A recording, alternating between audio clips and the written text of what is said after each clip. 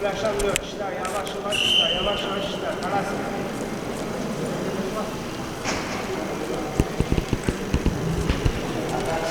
Moment oldu ki. Yavaş yavaş, yavaş yavaş işte, biraz hızlı işte orası.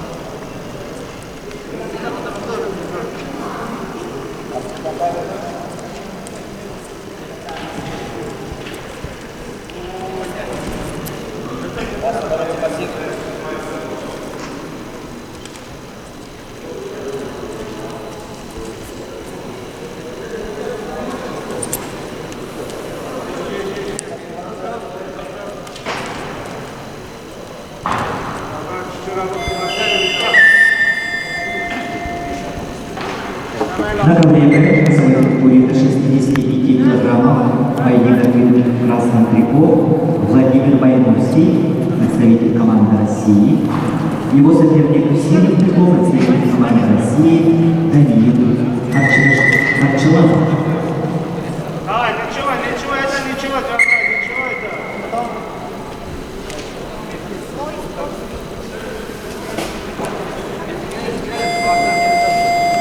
Хорошо, до конца. Еще нога. Нога ты сделай, наш пресс.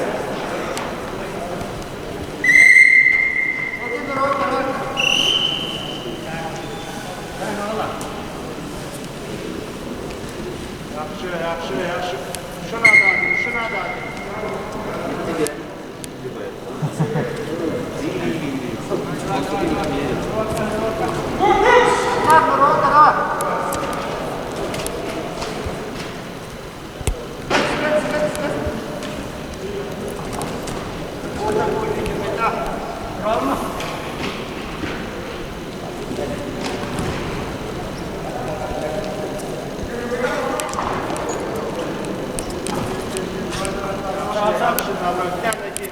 Git, dört olsun, bir de git.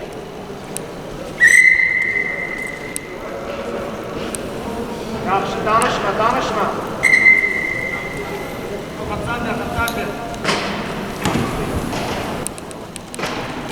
Sana gir, Zavro, bir tane gir, rahat bırak, bir tane gir, rahat. Sıra yanında bir tane gir.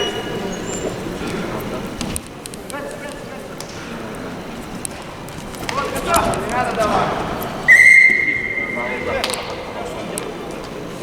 Yaxşı.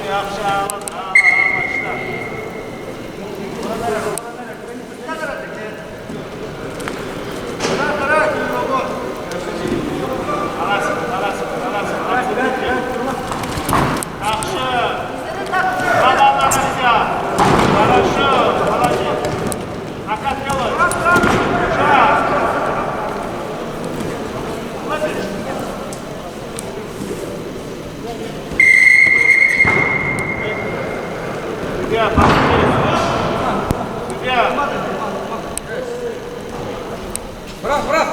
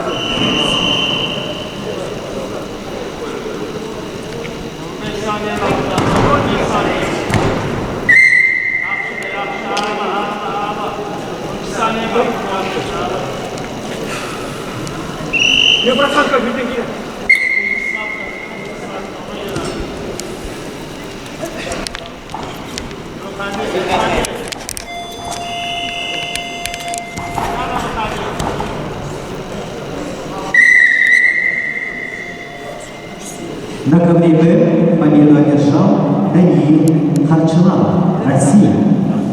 On left B, winner is Harchalava Danil, Russia. На ковре